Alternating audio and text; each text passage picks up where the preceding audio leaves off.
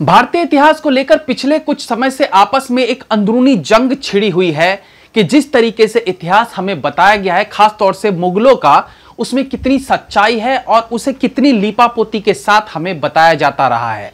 और इन्हीं सब के बीच वेब सीरीज रिलीज होती है द एम्पायर, जहां हमें इतिहास जानने का मौका मिलता है। लेकिन ये वेब सीरीज किस तरह का इतिहास बताती है, वही जानेंगे इस वेब सीरीज द एम्पायर के रिव्यू में।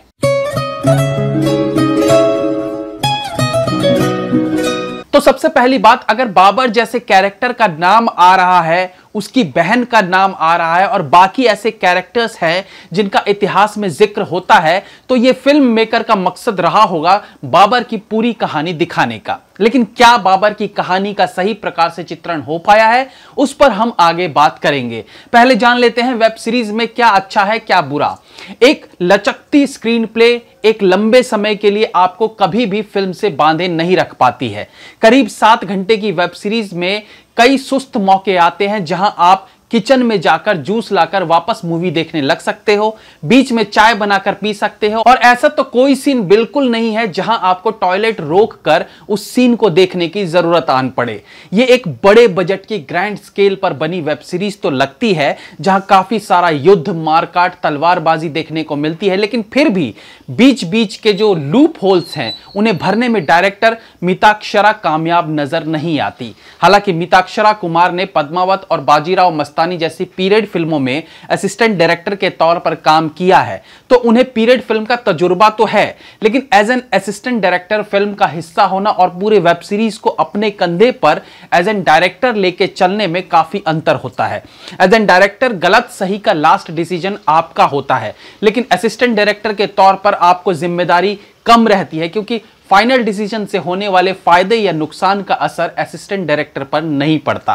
तो अच्छे बजट के साथ डायरेक्टर को फिल्म बनाने का मौका मिला, और ऑफ कोर्स कुछ अच्छे आर्टिस्ट के साथ भी, लेकिन इसे और बेहतर किया जा सकता था। एक्शन सीन्स ओके हैं, सिवाय कुछ एक हाथापाई वाले सीन्स के जहां पेट पे मारा गया पंच एक्चुअली पेट से दूर ही रह जाता है। हुमायूं और उसके भाई वाले सीन में देखने को मिलता है। वेब सीरीज के लास्ट के 2 एपिसोड्स बेहद बोर करते हैं। बाहुबली फिल्म में जिस प्रकार से यह फैसला होना होता है कि गद्दी किसे मिलेगी, वैसा माहौल तो बनाया जाता है, लेकिन सीन्स इतने निरस हो जाते हैं कि इस धीमेपन की वजह से बोरियत सी महसूस होने लगती है।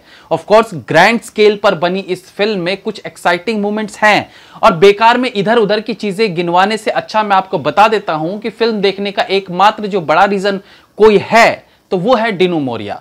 लीड रोल यानी बाबर की भूमिका भले कुणाल कपूर निभा रहे हैं, लेकिन वाहवाही लूट ले जाते हैं डिनू मोरिया, जिनका किरदार उनके सीन्स खत्म होने के बाद भी आपको लास्ट तक याद रहेगा।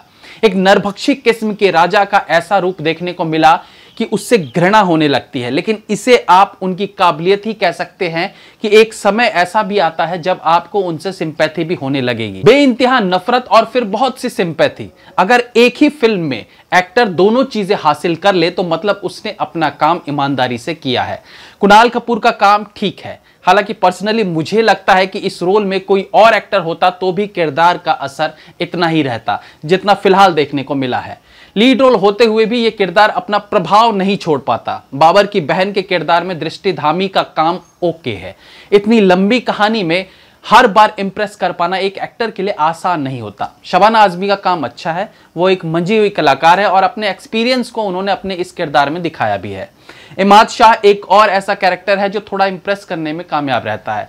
इमाद शाह एक बेहद टैलेंटेड एक्टर हैं जो कुछ खास तरह की फिल्मों के लिए बने हैं, इसलिए ज्यादातर वो कमर्शियल फिल्मों का हिस्सा नहीं रहते। राहुल देव भी एक अहम किरदार में दिखे हैं जो बाहुबली का कटप्पा टाइप का किरदार है। वेब सीरीज में डिनू मोरिया की मृत्यु का चित्रण अच्छा किया गया है। यहाँ यूज किया हुआ बीजीएम भी काफी प्रभावित करता है। बाकी कुछ डायलॉग्स में काफी खामियां निकाली जा सकती है। अब ये वेब सीरीज कितनी रियलिस्टिक है, इस पर चर्चा करें तो बहुत कुछ सामने आ सकता है। ये वेब सीरीज एलेक्स रुथरफोर्ड के लिखे उपन्यास पर आधारित है जिसका नाम है एम्पायर ऑफ द मुगल, लेकिन इतिहास को अलग अलग लोगों ने अपने अपने हिसाब से लिखा है, तो जो दिखाया जाए वो सही है ये जरूरी नहीं। हम सबसे आम आर्टिकल से भी इस कहानी को अगर कंपेयर करें तो बहुत कुछ फिक्शनल फिल्म में जोड़ा गया लगता है। बाबर की बहन और डेनू मोरिया के किरदार शायबानी के बीच जो कुछ दिखाया गया उसमें ज्यादातर हिस्सा फिक्शनल ही है। विकिपीडिया में भी बाबर की बहन खानजदा के बारे में मेंशन है कि उसे मोहम्मद शायबानी ने शादी के लिए प्रस्ताव दिया था। उसी के एवज में बाबर और उसके रिश्तेदारों को रियासत से सही सलामत जाने दिया जाएगा, जबकि फिल्म में उसे रखैल के तौर पर रोका जाता है। वेब सीरीज में खानजदा बेगम षड्यंत्र रचकर शायबानी को मरवाती है, लेकिन विकिपीडिया के अनुसार तो दोनों को एक बच्चा भी हुआ था जिसकी बचपन में ही मृत्यु हो गई थी। इसके अलावा बाबर का जिस प्रकार से गुणगान दिखाया गया है, उसे एक रहमदिल शहंशाह के रूप में दिखाया गया है, वैसा इतिहास में कहीं भी सुनने को नहीं मिलता है। वेब सीरीज में एक जगह बाबर बोलता है कि बेवजह इस सैनिक को क्यों मारा। इसके बाद अगर कहीं बाबर की क्रूरता दिखाई भी गई है तो उसके पीछे रीजन दिया गया है, उसे जस्टिफाई किया गया है कि यह अपनी जनता की भलाई के लिए उसने किया है। इसी प्रकार से एक जगह बाबर शायबानी से कहते हैं कि हम तुम्हें मार सकते हैं लेकिन हमारी शराफत बीच में आ गई। अब ये शराफत वाली बात तो अपने आप में ही हास्यप्रद है। उसके बाद जब बाबर को दूसरी शादी के लिए बोला गया तो उसे बुरा लगता है, जो उसका पत्नी प्रेम दिखाता है। हालांकि इसके बाद वो काबुल की शहजादी से ही नहीं बल्कि तीसरी शादी भी करता है।